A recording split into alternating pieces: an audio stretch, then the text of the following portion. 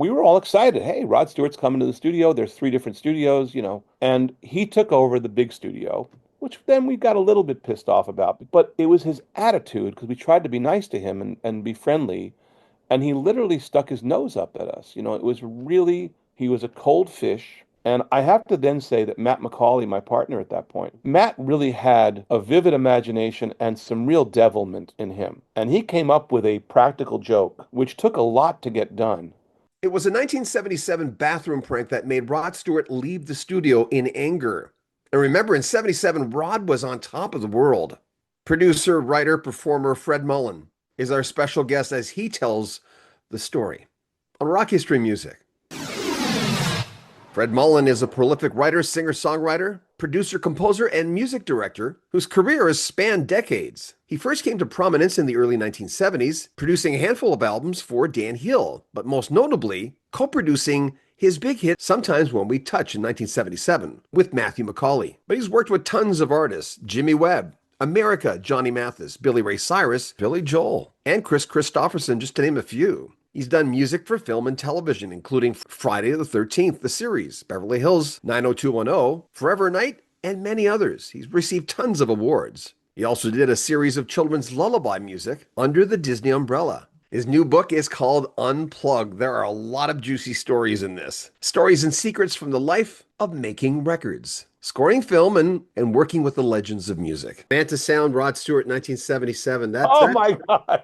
Lord, I You're mean, not this is gonna make, crazy. you're This is not gonna make me crazy. tell this story. You're gonna, No, but he's the biggest artist. As said, he is the like that. That was it for him. I mean, listen, I know the faces. I know the every picture tells. I know that stuff going into the soul. I followed him because his voice was so distinctive. But that was a moment. I mean, that he was everywhere in '77. yeah, you really want me to tell you this story, huh? Yeah, please. All right. Thank you. Well, um, we were feeling pretty good about ourselves. Matt and I were hot producers in Toronto, and we loved working at Manta, which was our studio of choice. And we were sort of kingpins. And Rod Stewart, who was very big at that time, had decided to record at Manta because he needed to be away from England because of tax problems. Yeah. So we were all excited. Hey, Rod Stewart's coming to the studio. There's three different studios, um, and he took over the big studio, which then we got a little bit pissed off about because we were in the middle of projects, so we were relegated to the smaller studio. Whatever. But it was his attitude because we tried to be nice to him and be friendly, and he literally stuck his nose up at us. It was really, he was a cold fish, and on top of it, you know, the attitude was terrible, but also he really had pushed us out of our comforting Studio A. And so after a few days, we sort of got pissed off about him and his very, very uppity attitude and Mr. Rockstar and all this kind of stuff. And we were really punks at that point. We were very precocious. And I have to then say that Matt McCauley, my partner at that point, who's still my best friend, by the way, um, Matt really had a vivid imagination and some real devilment in him. And he came up with a practical joke, which took a lot to get done. But Manta only had a bathroom for women and a bathroom for men down the hall. And but there were no multiple bathrooms, so everyone used the same one. And Matt's sort of rabid mind came up with this practical joke. And it involved Matt going to Young Street to a magic store and getting fake dog do. And he went to another store and got some instant Nest tea. And then he went to work and he went to the sink and he would take the Nest tea and he would wet these sort of toilet tissues and stain them with the Nest tea, which looked very much like, unfortunately, someone had wiped their butt. And he was very meticulous. Took about an hour to do this. And then he wet up the fake dog turd and put it in on the floor next to the toilet of the men's room with a lot of water and stained toilet tissue all around it. And it looked disgusting. It looked disgusting. And he then put a sign on the door saying toilet out of order. And obviously what it looked like was someone couldn't wait and they crapped on the floor. And we did this because we knew Rod would eventually go to the bathroom and we wanted to punish him. Now, I mean, I know it was wrong to do this practical joke, but Matt was really, really insistent on it and did a gorgeous job in the toilet. I mean, it was really spun gold if you wanted to see something disgusting. And then we all sat in the lobby, which is where Rod would have to he'd have to leave Studio One, pass us, and then make the left and walk down the hall and go to the bathroom whenever nature called. So we all just sat in the lobby just waiting for Rod to go into the bathroom, which shows really, I feel so bad about it now, but I do think we were just punks. And so he eventually went out of the studio, passed us, of course, didn't say a word to us, didn't even look at us, and walked down the hall. And 5 seconds after he opened that bathroom door, he was right back out again, and he walked right back into the studio. And the next day they left the studio and they moved to Sound Interchange because he was so angry. And I feel terrible because obviously, Manta, I didn't want to hurt Manta. We were hoping he would look at it and laugh. No, no, it was just, but it was a fantastically facilitated, um, almost like, I wish I had taken a photo. Of course, we didn't have iPhones back then. You know, be nice, Yeah. you know, like be nice. And at the same time, boy, he was not. And I was like, on so many levels, we were howling laughing. But I do feel like, oh my God, we were such assholes. And again, I don't know what to say except we felt he treated us poorly and we wanted to give him a practical joke that we were hoping it would just sort of break the ice. I was talking to Serge Fiore from Harmonium. He's dead Mm, now, just died. mm, And mm. John Woloschuk from Klaatu. They both said the same thing. They said, "I put so much on the table, there was nothing left." Because I'm always intrigued by that. With your situation, what is it that? How did you know you were at that point in your career, as we start in the middle there, that you said, I've had a that's it." I was doing it was probably in my 16th year of composing nonstop for television and film out of Toronto and doing a lot of US work, but still being based in Toronto, being the Canadian content. And I had really missed making records because that really is what I started with, and it's frankly what I think I do best. And the deadlines and just the pressure, uh, and also sort of being a human jukebox, where you're just writing, 40 cues a day, and I'm playing everything myself, and I just hit that place where it was just, man, I was like a guy who's a killer fastball pitcher and I no longer had my fastball, and I was like, I can't do this anymore. And I was incredibly lonely during those years because it really was about, you know, sitting behind my keyboards and looking at the screen every day by myself. And I'm much more of a team person. I love working with others. So I think it all just compounded. And in 2001, I just said, Nashville is a place where they're still making records with live musicians. I really miss making records, love producing artists, and I just made the change. Yeah. I talked to Lee Holdridge a little while ago.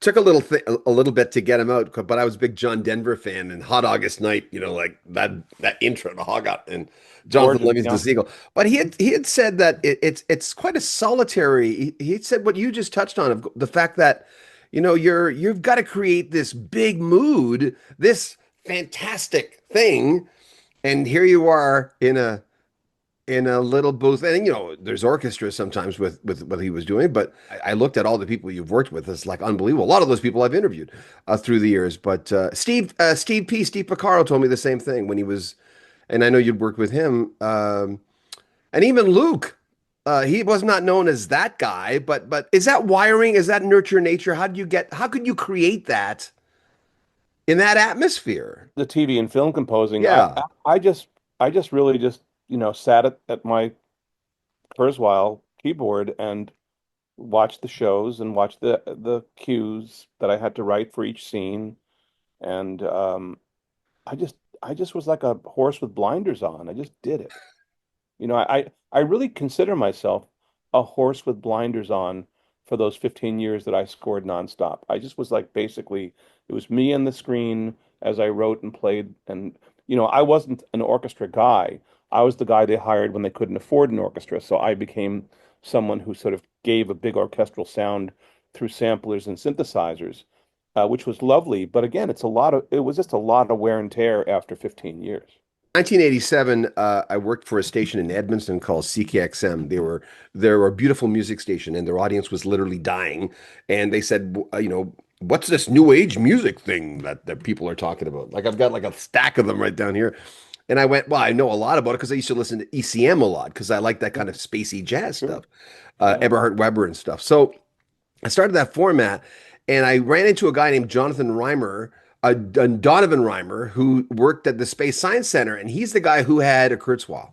He said, "You got to come and see this thing." I'm going, "What's a keyboard? What?" He said, "Oh my God! How did you discover that instrument? And tell us about it." Well, when I started to, again, I fell into TV and film score. I did not look for it. I was actually, I had been in LA under the auspices of Clive Davis from 78 to 81 and was very burnt out on LA. And things were not going that well after we'd had a huge hit with Sometimes When We Touch in 77, 78. So I came back to Toronto and I decided I wanted to not raise a family in LA and stuff. So we moved back to Toronto, and I figured I'd be very busy with Canadian productions, and it got very slow.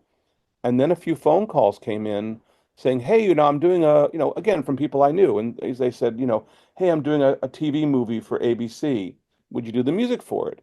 And I said yes, but meanwhile, I didn't really know how to do it. So the first thing I did was sort of investigate, and I had noticed that the Kurzweil 250 was this massively beautiful instrument of weighted piano keys and built-in sequencer and incredible sampled sounds. And it was absolutely cutting edge technology. And I happened to have had a connection with Robert Moog, who created the Moog synthesizer. And I had gone back with Robert when we were living in a Trumansburg farmhouse in New York, and Bob Moog and Shirley Moog were our neighbors, and we would occasionally shower at their house because our shower would go down. So I knew Bob way back when I was like 17, 16. And it turned out he was the chief scientist for Kurzweil in 1985. And I called him and I said, "Bob, I'm starting to do work in TV and film. Would love to have a 250. Could you help me get one at a price I can afford?" And he got me the wholesale price, which was delightful. And away I went. And I still use it to this day, although of course not, on occasion for an overdub. But for the 15 years of film and TV scoring, that was my main keyboard, and a lot of other MIDI keyboards were happening. But the Kurzweil is an inspiration machine. Another vibe I get from the book, and you touched on it there, which is, in the acting world, people say, "Can you ride a horse?" And they all go, "Yeah, sure can. Those horses, I'm from New York City, but I can ride a horse." Uh, you're one of those guys. There's a I will.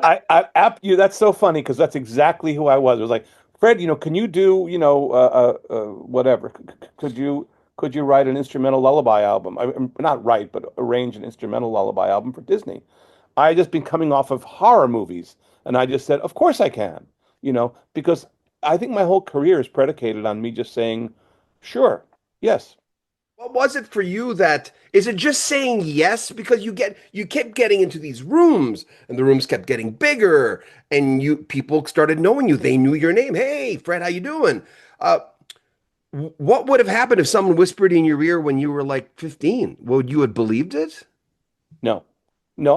When I was 15, I had rock bands, and then I wanted to become a singer-songwriter, and I quit school at 16 to pursue that. And that was really my main goal. I had no expectations of being anything more than a performing singer-songwriter. And frankly, I did okay. but I fell into opportunities, and to make a living, the opportunities were too. I mean, they were good. I mean, someone said, I mean, Dan Hill said to me in, I guess it was 1973, said to me, "Hey, we play a lot of the same gigs together, and I think you know a lot about records, and you're a good musician. Would you produce this demo for me?" And the next thing you know, a year later, I've produced his first album, and all of a sudden, my singer-songwriter thing gets pushed to the side because I liked being a musical arranger and record producer, and I liked being behind the camera, and I still do. I mean, outside of the 15 years that I did my TV and film years, my life really has been about making records and producing other artists, and I still think it's about the only thing I do well. I've had a lot of clips from many musicians through the years talking about Clive Davis. Nice segue there. The Kim Carnes, like Val Garay, I just talked to him like last year, and she had like specific ideas about what she wanted, and he gave me great stories at Linda Ronstadt as well. But that opportunity, tell me about that. Well, that's an opportunity that didn't happen. I mean, basically, I was in LA, and we had produced some Times When We Touch and some other stuff, and my partner Matt and I um, unfortunately had to split up because Matt decided not to go any further with record production. And I remember having a meeting with Kim Carnes about producing her new album. And when she saw the projects I had produced, including Sometimes When We Touch, um, she went to her manager after the meeting and said, he's not hip enough for me. And I was like, wait, I'm really hip. I'm way hip. But in reality, she felt anybody who could have produced Sometimes When We Touch was not her producer. You want to share any thoughts on Gus Dudgeon at all? Well, just when we were doing Dan, I mean, the first thing I wanted to do was make a record that sounded as good as an Elton John record, and I just, we did not succeed compared to the Elton John records. Now granted, they had budgets that were probably 20 times the budget. They probably spent all day miking the drums, and there's so many other reasons, and the piano sound and everything, and the string sound. Oh my God, the Paul Buckmaster strings and the sound they got, everything. So of course um, I considered Gus Dudgeon to be a genius, and I think he absolutely was. And he was very much an inspiration in my early years of production because I wanted to make those records sound as good as Gus. Who's the most talented musician you've ever worked with? I don't know if I can think of one. I can think of many. Greatest drummer I've ever worked with in the studio is Jeff Porcaro. Jeffrey he was my age, and I got to work with him a lot in LA, and it was incredible to work with him. And he was a great pal, but I think he also played, in my opinion, he is the absolute greatest studio drummer that ever lived. So I would say Jeffrey for sure. Boy, on guitar, there's so many wonderful people. I wouldn't want to tell you I have one favorite, but I have many.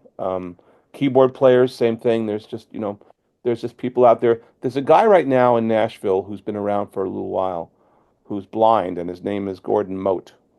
And Gordon may be the single greatest piano player in the studio. Wow. He's absolutely supernatural. Yeah. Rick Emmett was the first guy years ago who told me, he says, when you're a musician, buying a house isn't easy. Getting a mortgage when you're a musician, and you never, again, we don't need, no one thinks about that with musicians, but it's going, yeah. Kenny Passarelli from the Elton John band bought his first house when Elton John fired him. And he told me, he says, I got a chunk of money. I went, if I don't use this on a down payment on a house, I'm screwed. Yeah. Yeah. We were, it's interesting.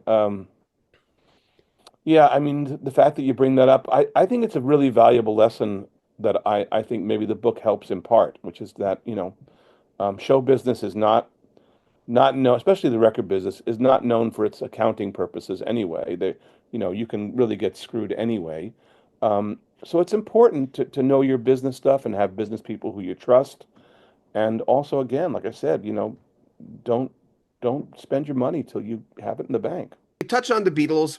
There's that thing that everyone talks about with the Beatles, and I don't know why, for the love of God, that when I've been interviewing a lot lately, to me, I think I was moving away from Montreal when I was 7 years old in 67, Sergeant Pepper's, right? But before that, Revolver and Rubber Soul, which really showed to me that the Beatles were changing from the, Ed Sullivan Show or even pre that in England. But what hit you about the Beatles? What was it? Do you have a Beatles moment? Was it Ed Sullivan? Yeah, it was. I mean, so many of us, of people who were around my age group, millions of us, had our lives changed and directed by watching them on the Ed Sullivan Show on February 9th, 1964. It was like lightning struck all of us, and I was one of them. I was 11 years old. I had been playing drums in school, and I felt a natural musicality. But I saw these guys, and I was like, "Oh my God, I want that guitar. I want the girl screaming for me. I want to write songs. I want to have a band." And, everything changed. And from that point on, I had a life in music. And very shortly after, 5 years later, I quit school to make sure I had a life in music full time.